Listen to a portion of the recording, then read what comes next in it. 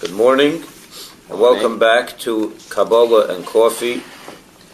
We are learning the Maimer Va'ata Tetzaveh, and we are holding in chapter 9. In your book, it's on page 60.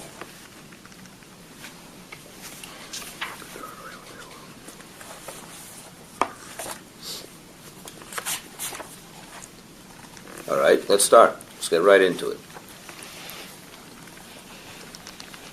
The verse, and the Jews accepted what they had begun to do, speaks in the verse straightforward sense of the period following the miracle of Purim.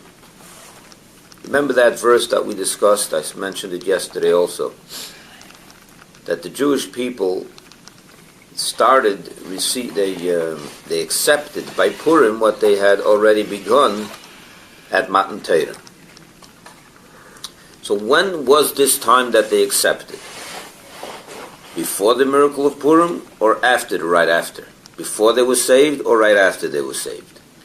So it says over here, because that's the way it says in the Megillah, and we'll start it again. The verse, and the Jews accepted what they had begun to do, speaks in the verse's straightforward sense of the period following the miracle of Purim, right after the miracle happened. Now look at 98 before we go further. In a time of relative peace and tranquility, and not of the period before the miracle during Haman's persecution. Now the Rebbe writes in the discourse that the phrase, and the Jews accepted what they had begun to do, means that in the days of Achashverosh, they accepted what they had begun at Matan Torah. This interpretation can be applied to the straightforward implication of the verse as well, which is, and the Jews accepted, refers to the period following the miracle.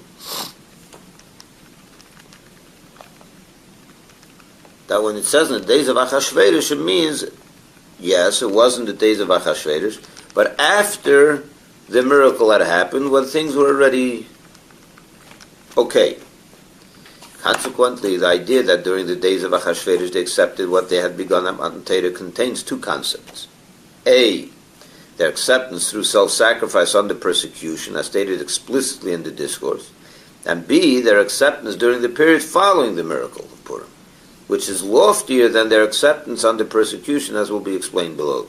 What we're going into explain in the next couple of chapters is quite phenomenal, because this is what makes it relevant to us in our time.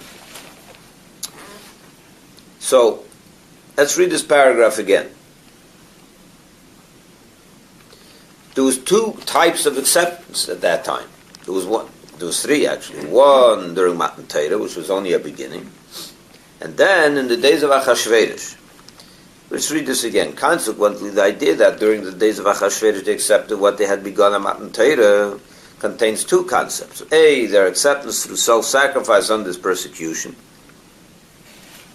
which happened before the miracle, during the persecution of Haman, which then they were all in a state of self-sacrifice, the first time in the history of the Jewish people. And B, their acceptance during the period following the miracle of Purim, which is loftier. We would think that then it's already tranquil, it's okay, there's no problem. No, that's even higher.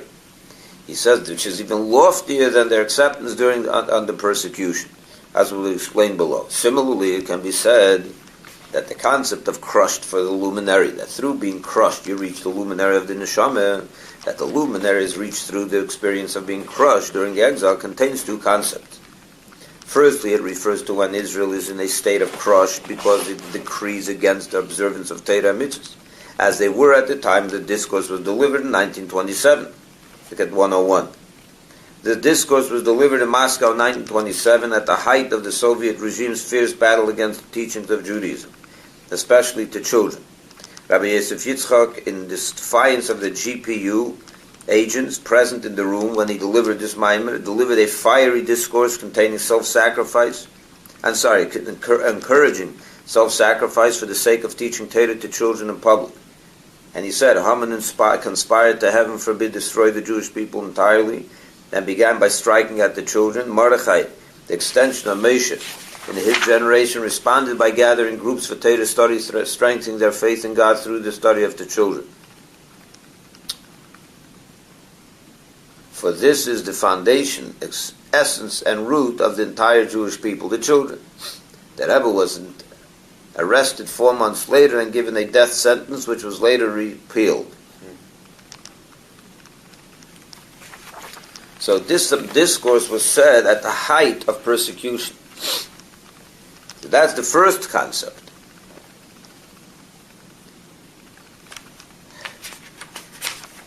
Through which they reached the luminary through self-sacrifice. Next page.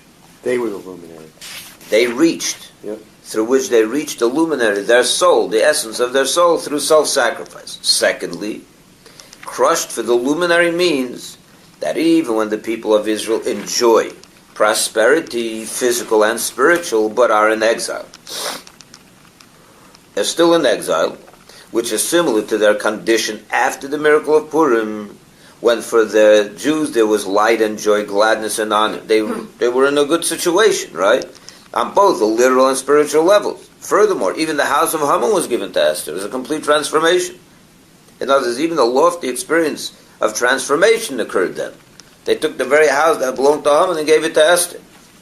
Yet, we are still the servants of Achashverosh. Even then, we're still not in Israel. We're still not in the place where we belong. We're still these servants of Achashverosh, so it's still exile. So that's the second. That's the crush for the luminary on the second level. We are crushed not because someone is persecuting you. You're crushed because you're still in exile. That knowledge, that feeling alone of being in exile crushes you. Let's see what he says.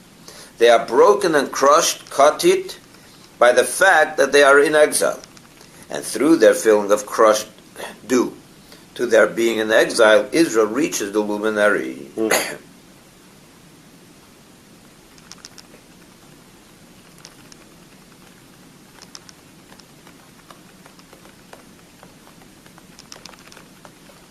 Take a look at 109. Just being in exile, regardless of whether or not there is persecution, is crushing, as will be explained.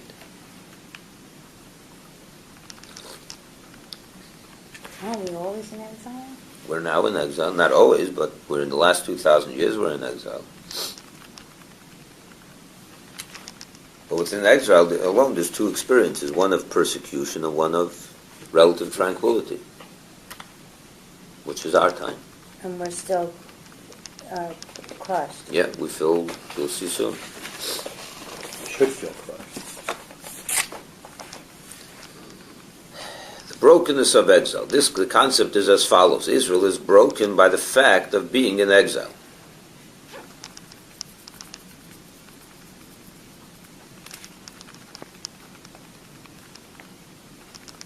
Even while enjoying physical and spiritual prosperity. Because the true desire of every Jew is divine revelation.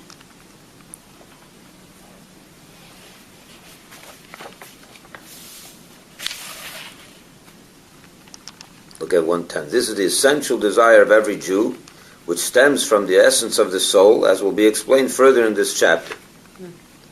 So much so that this divine revelation matters to him to the essence of his being. Consequently, the fact that during exile divine revelation is not present, as it was during the temple era, especially when a Jew considers the Talmud statement that whoever does not see the rebuilding of the temple in his days, it is as if it were destroyed in his days, so he takes that into account, this itself makes him completely shook up, crushed. And even if he is on an extremely lofty level, where divine revelation is apparent to him, in a manner comparable to the revelation of the temple era. Look at 113. He's talking about really holy tzaddikim, right? Note the well-known concept that to Rabbi Shimon ben Yochai, the temple was not destroyed at all. Rabbi Shimon ben Yochai was of such a lofty spiritual stature that he experienced the same godly revelations as those that were manifest during the temple era. So to him the temple was not, the destruction didn't affect him. Yet, he's going to say now, nevertheless, the absence of this revelation in the world at large indicates that the revelation he experienced is also a limited one. Look at 114. The Rav Shbi, Rav Shimon ben Yochai, is experiencing revelation. The fact that it's not everywhere, that you and me don't experience it, means that even what he is experiencing is also not the real thing.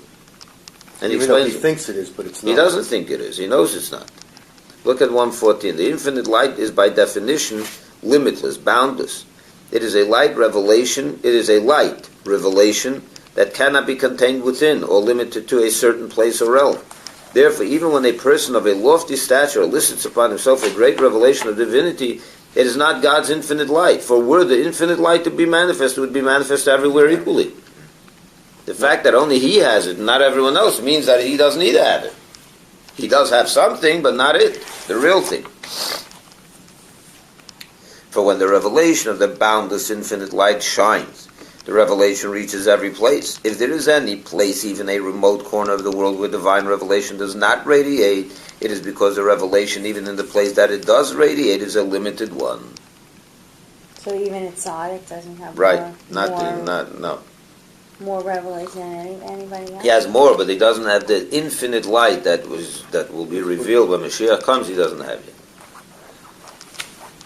He has much more revelation of godliness than we and you have.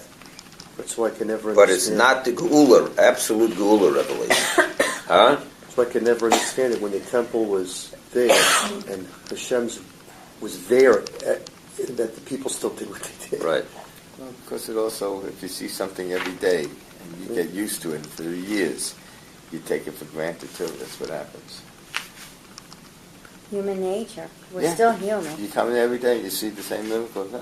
So it's a big deal. Right. We're not Tzaddik. That's what happens. That's what happens.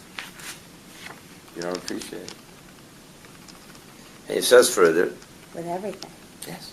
this idea is expressed in a statement cited in the discourse by the Alter Rebbe in the name of the Tikkunim, is the Zohar, which says that were even one tzaddik to return with complete tshuva, Mashiach would come in his generation, for complete tshuva draws forth the revelation of the boundless, infinite light, and this revelation reaches every place. Take a look at 118. Tshuva, a tzaddik is a complete righteous individual. Tshuva is, in this context, is therefore not to be understood in its usual sense, as repentance for sins, but rather, as its name literally suggests, the process of return. To explain, every soul, prior to its descent into this world, to be vested within a coarse physical body, enjoys immense spiritual revelations in its place of glory on high. Obviously then, this deep descent distresses the soul greatly. Even the soul of a tzaddik feels this distress, sensing that ultimately it is distant from its spiritual source. The soul supernal source, yeah. The soul therefore wishes to return to its spiritual home, to be subsumed within godliness once again. Tshuva then is when a person consciously realizes the most essential desire of his soul, to return completely, unconditionally, rapturously to God. He is driven with a love and devotion to God that is unbounded, one that is beyond any rational measure. He feels that he cannot exist in his current state of separation. I want nothing but you yourself, is the feeling that this person has. God himself, I don't want anything else. Like the river whose current becomes frenzied precisely when it is dammed. The soul's essential desire for God froths with unprecedented fervor precisely because of its distance from God. Something's holding it back. So the current starts building up pressure. Right? And since this unyielding cry for God emanates from within the essence of one's soul, its voice reaches the essence of God and elicits from there a revelation of essence that is likewise boundless and infinite. So now going back to the previous page, back on top, this idea is expressed in a statement cited in the discourse by the Alter Rebbe in the name of Tikkunim, which says that even one tzaddik to return with complete tshuva. Now you know what tshuva means. Based on this note, it doesn't mean tshuva for sins because the tzaddik doesn't have sins. So it means a different kind of tshuva, to return to his former state. Of course, he doesn't allow his soul to go out of his body and expire, because that's against Hashem's will. He wants He wants us to be here and live. But the feeling, that desire, that tremendous love that's boundless, that elicits in return a boundless infinite light of Hashem, and Mashiach would come. That's what he's saying here. If even that were even one tzaddik to return with complete tshuva, Mashiach would come in this generation, in his generation. For complete tshuva draws forth the revelation of the boundless infinite light, and this revelation reaches every place. So the fact that the revelation of the essence, the infinite light, is not apparent to him, that causes him to be broken and crushed, causes. This is similar to the idea that chayla, the Hebrew word for an ill person, is numerically equivalent to 49. The ches, vav, lamed, hey, chayla is 49. This signifies that even when a person has grasped the 49 gates of Bina, he's on the highest level, but is lacking the 50th gate, he's ill. He only has 49, right? He's sick. He feels sick. Take a look at 120. Second paragraph. Gates of Bina. Supernal Bina is comprised of 50 dimensions or gates in Kabbalistic terminology. In general, one can only comprehend with one's own efforts the first 49 gates of Bina. The 50th gate, a dimension that is essentially beyond human grasp, can only be enjoyed by man if he is given it as a divine gift. Therefore, one who has spiritually perfected himself to the point that he has grasped the 49 levels, gates of Bina, but is broken by the fact that he still cannot grasp the 50th gate, is considered to be ill in the sense that he is not spiritually whole and complete, even though he has refined himself to the utmost that which is humanly possible. But he's still lacking something, so he's considered ill in that sense. In the Brachas 97b, it states, the 50th gate of Bina unites Chachma which is ayin, nothingness or selflessness, with Bina, which is Yesh, being. The 50th gate imbues Yesh Bina with the selflessness of Chachma. Okay. Let's leave that now. So what he's trying to say over here is that there's two types of being broken in exile. One broken comes from the experience the previous Rebbe had in 1927, where there was the KGB was there with a gun over his head, and they were persecuted, and that brings then your readiness for self-sacrifice comes from the essence of the neshama. Another type of broken is when no one's with a gun to your head. You're living in the comforts of Weston, Florida in 2013, and you can learn all you want, you can do all the mitzvahs you want, without anyone holding you back. So you would think, what's wrong? Why are you broken? It's a different kind of broken. You are broken because you realize that Mashiach is not here. And you are just destroyed over that. Especially that you realize that even if you're a tzaddik and you have a great revelation of godliness, like the Rashbi, he's still broken. Because he knows that it's not quite the revelation that Mashiach will bring to the world, because if it was, it wouldn't only be in his home, it would be everywhere. There's a famous story, I believe it was Ramendla Haradaka. He's a student of the, one of the great students of the disciples of the Maggid of Mezrich. And one time he heard a commotion in the streets, so someone came running, someone came running in, someone said, Mashiach came. So he ran to the window to look out to see if Mashiach came. And he went back in and said, no, Mashiach didn't come. So they asked the question, why do you have to run to the window? I mean, what were you looking for to see by the window? What were you going to see over there? So the answer given is that in Mendel's house, Mashiach was always there. In his own home, he always felt the revelation of Mashiach. So he ran to the window to see if it was also outside. When he saw it wasn't, he realized Mashiach didn't come. But according to this, even in his own house, it's not quite the pure infinite. And that's why he's broken, he's sick, he's ill. And similarly, there is the well-known statement of the Tzemach Tzedek, who wrote that one would hear our master and teacher, the Alter Rebbe, saying, I want nothing at all. I don't want your Gan Eden. I don't want your world to come. I want nothing but you yourself.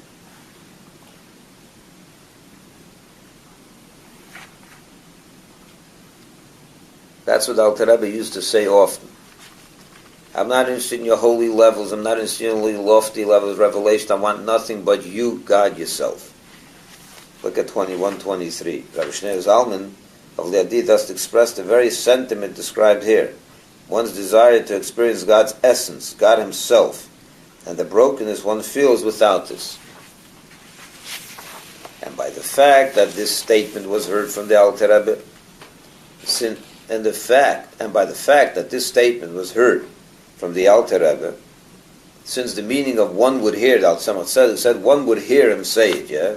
When you say one would hear, is that he did not just say this on a special occasion, but rather repeated it often. You can hear it all the time. And especially after the Tzemach Tzedek publicized it. The potential has been given to every single Jew to be a person whose primary desire is the revelation of the essence. So much so that in the absence of this revelation, and certainly in the period of exile, when even the revelation of light that radiated during the temple days is absent. Not only don't we have the revelation of Mashiach, we don't even have the revelation that was there before when the Beis Hamikdash stood. So the Jew is in a state of crushed, and he requests 3 times or more each day, let our eyes see you as you return to Zion. With mercy, we say it in the Shemona Esrei. Referring to a time when there will be divine revelation, even the revelation of the essence. This then is the meaning of crushed for the luminary. The feeling of being crushed because of being in exile brings one to the luminary. For the desire of every Jew for divine revelation, a desire of such intensity that it affects his very essence, which is why he is broken and crushed by the absence of divine revelation during exile. Where does this come from? This feeling is an expression of his soul's essence. The luminary of the soul whose bond with divinity is an innate one, and that's why all he wants is the absolute divinity. And when he doesn't have it, he's broken. But where does that feeling come from? Only from the essence. So there's 2 meanings to the koshish lamoya, crushed to for the luminary. There's one type of crush that brings you to the luminary, that is persecution. And the persecution brings out the depth of the soul, the essence of the soul through Moshe Rabbeinu, and you're ready, that elicits the readiness for Mesiras Nefesh, for self-sacrifice. The time when no self-sacrifice is needed, like in our time. So again, the Moshe Rabbeinu of the time arouses this essence of the neshama, but what does the effect of that, what is the effect of this essence revelation? That you should be crushed over the fact that God's infinite light is not here. That you want Mashiach. A Yid lives he's a rich man, he has nachas from his children, he's got everything he wants, he learns Torah whenever he wants, he has good teachers, no, he's still not happy. He is crushed over the fact that Mashiach is not here. He doesn't have a problem in his life, yet he's crushed. Where does that come from? It comes from the essence of the neshama, who's lacking, who feels a lack of absolute divinity. 10. You ready? You understand? Yeah.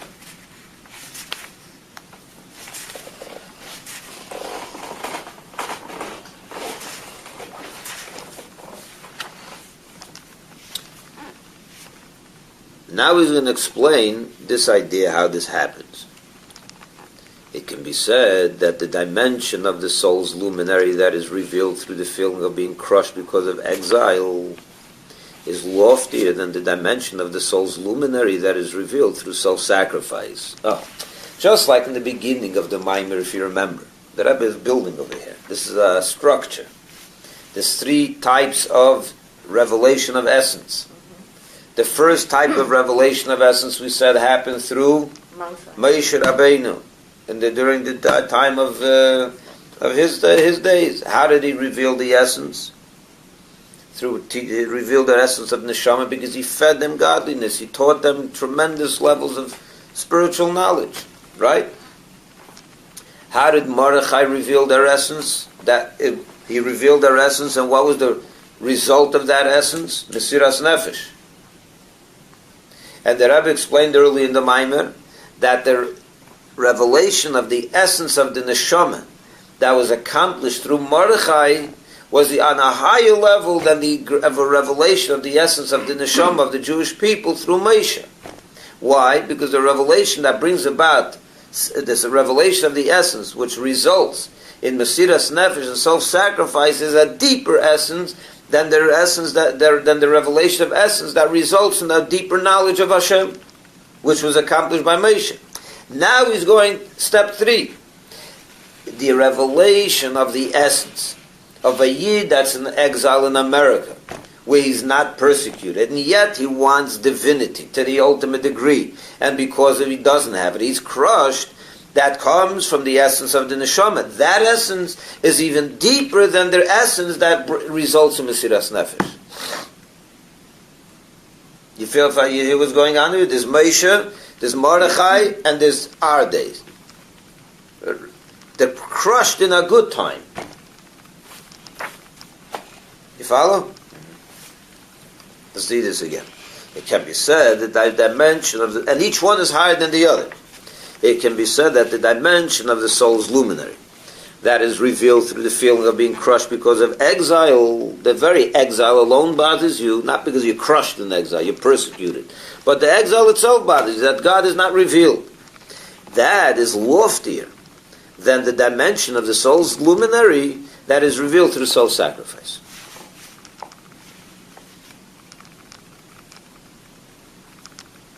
You want to read 127, take a look at this. As was explained in the previous chapter, there are 2 types of crushing during exile that may elicit the essence luminary of one's soul. A, the crush of persecution and oppression, which leads one to self-sacrifice, and B, the crushing of not experiencing divine revelation. In this chapter, our discourse will explain why the latter elicits a lofty dimension of soul essence. All right, the concept is as follows. And this is a deep idea, by the way.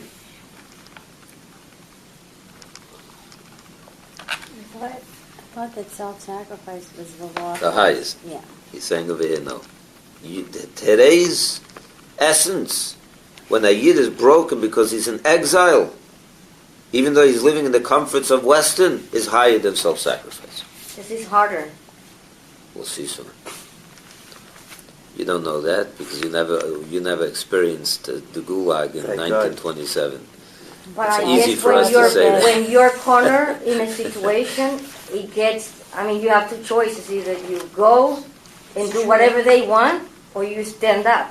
But when you're comfortable and nobody's going after you, then it's harder. I will explain it soon. I will explain it soon. It's true. No matter what, wrong, but you have to be careful how you say it. You know, even that they got bullets shot at them in their head and they never came back to their families, and they went down to the grave, or did they not go down to a grave? Who knows where they ended up? A lot of Chassidim never ended up in Jewish graves even. Forget about their life. I meant the decision. They didn't even die like Jews. The decision, you have those 2 choices. They died like God. Right. What? The decision No, is not an easy one, but you're We know what you pushed to. mean. We know what you mean. Yeah. So in other words, we're never happy. But we have to be humble to know that. Let's see. Let's see in the Rebbe's words. The concept is as follows. Look at this. This is a great chapter. The concept is as follows. One of the reasons that at Matan Torah there was only a beginning. They began to observe, right? And in the days of Achashverosh there was an acceptance, a full acceptance. Over there it says, and the Jews accepted, is because when they said we will do, before we will listen at Matan Torah, they said Nasa v'nishma, right? They accepted everything at Matan Torah, right? They did it because God had held a mountain over them like a vat. You remember that? Yes. What does it mean? God lifted up a mountain? It means a revelation from on high. God revealed a part of Himself that was so incredible. You can say no to that. They had no choice. When someone walks in over here and gives you $1 million gift, he gives you $1 million. You cash the check. It's in your bank. And then a day later he comes to you and says, could you do me a favor and take me to the airport? Do you have a choice? No. Is that a choice? No. Would you like to take me? That's not a choice. You say, yeah, you have no choice. You must say yeah. When God was over their head like that, with such a tremendous love in Egypt, and that Matan Torah and the splitting of the sea, and then he asks them, "Can you do me a favor and put on tefillin?" What are you supposed to say? No? There's no way you could say no. That wasn't a real acceptance. It was almost like forced on them. In the days of Achashverosh, look at 130. The second paragraph of 130. Teira Ibid. What caused the Jews to reach the great level of selflessness that led them to say, "We will do, and we will listen"? God held a mountain over them like a vat, meaning that he showered great love upon Israel. A love that embraced them and encircled them from all sides, even the back, and did not allow them to move away. They were thus forced to stand face to face with God, for through God showering his supernal love upon Israel, they too were inspired with a love towards him. This is the meaning of he held a mountain over them. A mountain represents supernal love. Alright, so in that case, God revealed himself to them. In the days of Achashverosh, by contrast, so then they didn't have a choice in the days of Matan Torah. God showered them with such love. What are you going to say? But so that was not a real acceptance, because the minute God removes himself, they're back to who they really are. So, you can't say, "I really accepted." I accepted under those circumstances. But in the days of Achashverosh, by contrast, their acceptance of God and his Torah was by their own volition. Over there was no love showered on them. In the absence of divine revelation. Now it's real. When it's done by your own volition, then it's real. It can be said that the faith of Israel. So that's why it was only a beginning by Matan Torah, and by Achashverosh it was final. Because then they became stronger. It was their own experience. There was no showering of love. God really left it up to them. And they said yes, and that's real. It can be said that the faith of Israel that stems from the heavenly soul's divine vision, faith based on a cause. Yeah, the Mazel sees it, as we learned earlier. So that's faith based on a cause. I see it, therefore I believe in it. Is similar to their prefacing, "We will do," to "We will listen" at Matan Torah because of ever revelation on high. Why does the Neshama believe down here? Because the Neshama up there sees tremendous visions. God is revealed to it. So what are you going to say? You're not going to believe in it. It's like by Matan Torah. God showing himself like the way he did. What are you going to say? No? So it's all a cause. They said yes because of some great revelation that took place. The faith of a Yid that comes from his mazel is a faith because the Yid sees God, the Neshama up there sees God. In Achashverosh's day, by contrast, their acceptance was self-motivated because they then experienced the revelation of the bond with divinity that stems from the soul's essence. The reason they said yes at Achashverosh's day was not because of revelation. It's because their essence was revealed. They dug into that level of themselves. And of that, it's not a cause. That's who I am. My essence is bonded with Hashem. An innate bond that stems from the essence of their being, like we learned in chapter 5 earlier. The whole idea of the difference between the two faiths. One that comes from the mazel and one that comes from the essence. Remember that? But actually, we all want to see that revelation.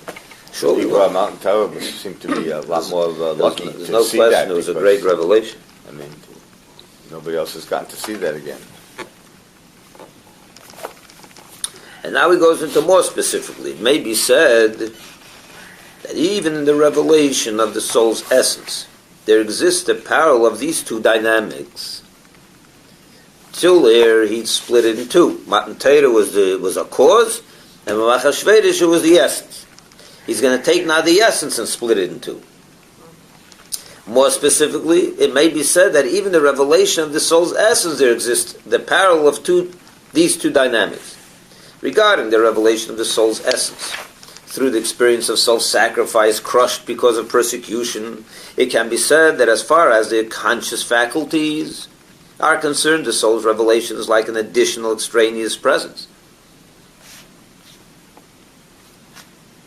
What happens to a Yid when he's persecuted?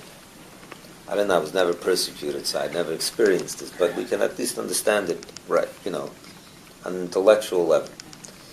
Take a Yid that's not such a big chassid, a big tzaddik. He's a regular guy. He sins here and there once in a blue moon, or even more often. He's not such a big, righteous, holy man. But suddenly, that means like this, that his soul is functioning on a very basic level. He can sin, he can violate, and so on and so forth. But what happens? A person comes to him, a goy, or an like a communist, like what happened then, and says, listen, if you go to the mikveh and you put on film and you teach children Torah, we're going to kill you. And if you don't bow down to this idol and you don't adapt our way of life, we're going to kill you. What happens to this Yid? He says, no, I'm going to die. I'm going to die. He's ready to die. He's on fire. What really happened over here? So it explained it over here. It was explained over here the whole time that at that point, the essence, the esem and the shoma, the essence of his Yid comes out. It's revealed. The moir, the luminary, yeah? But there's that luminary, so there's a part of the neshama that has not been shining within his conscious levels all the time. That's why he was able to sin and just be a regular guy that we like we all are. The essence was not revealed. Suddenly, as you pushed him to a corner, his essence became revealed. When it became revealed, did it start penetrating with all his conscious levels of existence as well? The conscious levels of his soul? Maybe not. That means like this, when the thread is over, what happens? When the thread is over, the communist disappeared. Haman disappeared. What happens to this Yid after that? It's all, Hamas HaMelech Shachacha, everything is calm. What happens then? He may revert just exactly the way he was before. He probably will. What happened to the essence? Wasn't it, you were ready to die. So you're not ready to keep kosher? What's going on over here? What's the dynamic within the human's psyche? What's happening here? The answer is that the essence is revealed, but it did not begin to penetrate his conscious levels of his neshama, the ones that function in our body on a regular Wednesday. So there was tremendous light that shined, and that's why he was ready to give up his life. But when the cause of that shining light is dissipated, the thread is over, this light went off. I say so went off. It's always on. The essence of the neshama is always alive, but it doesn't penetrate.